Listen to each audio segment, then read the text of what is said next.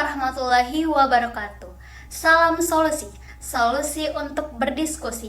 Perkenalkan, nama saya Anissa Dinanda dengan NIM 0601232040. Saya dari Fakultas Ilmu Sosial Prodi Ilmu Perpustakaan Stambuk 2023. Di video ini saya akan menjelaskan apa itu korupsi, bentuk korupsi, karakter korupsi, dampak negatif dari korupsi, solusi, apa yang dilakukan untuk memberantas korupsi bagi generasi muda.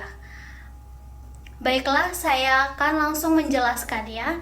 Jangan lupa disimak ya. Korupsi adalah penyalahgunaan kekuasaan yang dipercaya kepada seseorang atau sekelompok orang untuk keuntungan pribadi atau kelompok tertentu. Selanjutnya saya akan membahas bentuk-bentuk korupsi. Yang pertama adalah penyuapan, adalah salah satu bentuk korupsi yang paling umum di mana seseorang memberi atau menerima uang, hadiah, atau layanan sebagai imbalan untuk melakukan sesuatu yang ilegal dan tidak etis. Yang kedua adalah penggelapan, adalah pencurian atau penyalahgunaan dana atau aset yang dipercaya kepada seseorang. Ketiga itu adalah nepotisme, terjadi ketika seseorang memberikan pekerjaan atau keuntungan kepada anggota keluarga atau teman tanpa memperhatikan kualifikasinya. Yang keempat ada pemerasan, yaitu melibatkan memaksa seseorang untuk memberikan sesuatu seperti uang atau layanan dengan ancaman atau kekerasan. Oke, selanjutnya saya akan membahas tentang karakter anti korupsi yang menunjukkan sifat-sifat. Pertama, mereka memiliki integritas yang tinggi, memegang teguh nilai-nilai moral dan etika, selalu berkata jujur dan dapat dipercaya.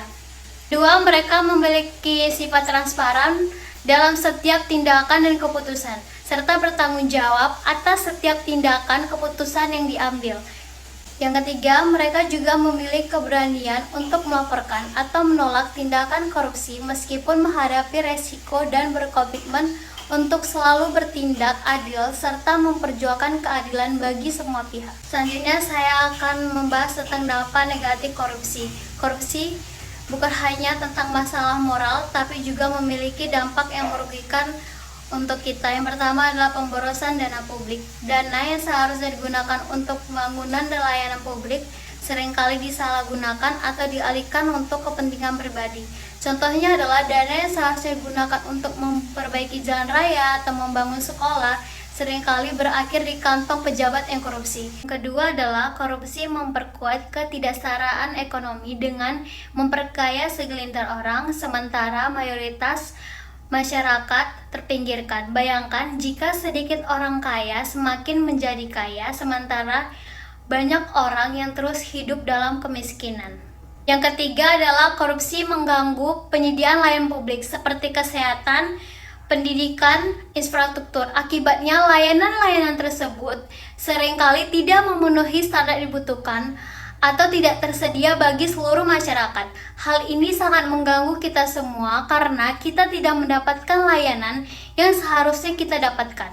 Akan membahas solusi untuk mengatasi korupsi bagi generasi muda, mencakup berbagai langkah. Pertama adalah pendidikan anti korupsi harus diintegrasikan dalam kurikulum sekolah atau universitas untuk meningkatkan kesadaran dan pemahaman tentang bahayanya korupsi. Generasi muda harus berperilaku jujur dan adil, menjadi teladan dalam kehidupan sehari-hari. Yang kedua, mereka juga harus aktif dalam organisasi yang berfokus pada pencegahan korupsi dan mempromosikan integritas seperti kelompok mahasiswa atau NGO.